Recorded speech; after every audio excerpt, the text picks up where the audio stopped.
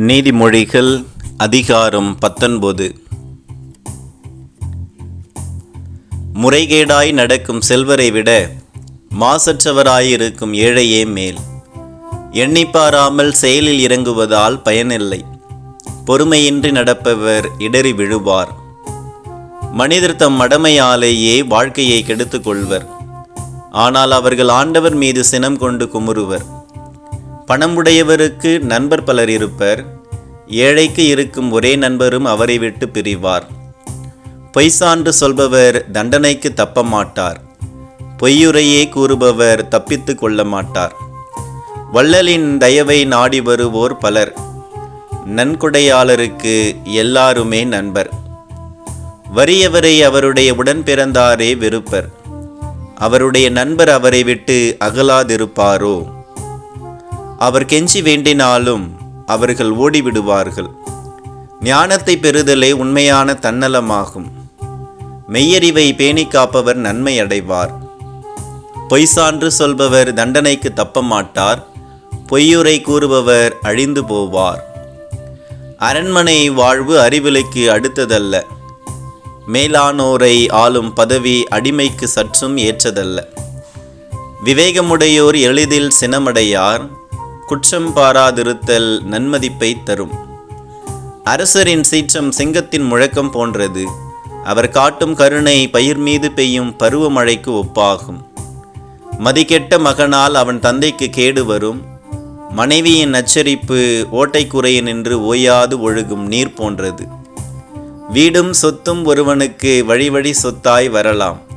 ஆனால் விவேகமுள்ள மனைவியோ ஆண்டவர் அளிக்கும் கொடை. சோம்பல் ஒருவரை தூங்கிக் கொண்டே இருக்கச் செய்யும். சோம்பேறி பசியால் வருந்துவார். திருக்கட்டளைகளை கடைபிடிக்கிறவர் தம்மை பாதுகாத்து கொள்கிறார். ஆண்டவருடைய வழிகளை கவனியாது நடப்பவர் அழிந்து போவார். ஏழைக்கு இறங்கி உதவி செய்கிறவர் ஆண்டவருக்கு கடன் கொடுக்கிறார். அவர் கொடுத்ததை ஆண்டவரே திருப்பி தந்து விடுவார். மகன் திருந்துவான் என்கிற நம்பிக்கை இருக்கும்போதே அவனை கண்டித்து திருத்து. இல்லாவிடில் அவன் கெட்டழிந்து போவதற்கு நீ காரணமாய் இருப்பாய். கடும் சின்னம் கொள்பவர் அதற்குரிய தண்டனையை பெற வேண்டும். இக்கட்டினின்று அவரை விடுவிப்பாயானால் மீண்டும் அவ்வாறே செய்ய வேண்டியிருக்கும். அறிவுரைக்கு செவிகொடு, கண்டிப்பை ஏற்றுக்கொள். பின்வரும் காலமெல்லாம் ஞானமுள்ளவனாய் வாழ்வாய். மனிதர் மனத்தில் எழும் எண்ணங்கள் ஏராளம். ஆனால் ஆண்டவரது திட்டமே நிலைத்து நிற்கும். நற்பண்பாளர் வாக்கு பிறழாமையை நாடுவர். பொய்யராய் இருப்பதை விட ஏழையாய் இருப்பதே மேல்.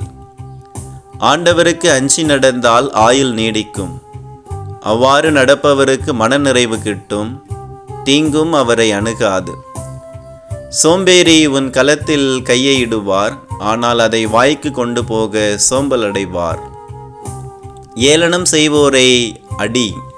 அதை காணும் பேதையராவது படிப்பினை பெறுவர். உணர்வுள்ளவரை கடிந்து கொள். அவர் மேலும் அறிவுடையவராவார். தந்தையை கொடுமைப்படுத்தி தாயை துரத்திவிடும் மகன் வெட்கக்கேட்டையும் இழிவையும் வருவித்துக் கொள்வான். பிள்ளாய், நல்லுரை கேட்பதை நிறுத்தாதே. நிறுத்தினால் அறிவு தரும் நன்மொழிகளை புறக்கணிக்கிறவன் ஆவாய். தீக்குணமுள்ள சாட்சி நியாயத்தை மதிக்காதவர். பொல்லாரின் சான்று குற்றத்தை பெருகச் செய்யும். இகழ்வாருக்கு தண்டனை காத்திருக்கிறது. முட்டாளின் முதுகுக்கு பிரம்பு காத்திருக்கிறது.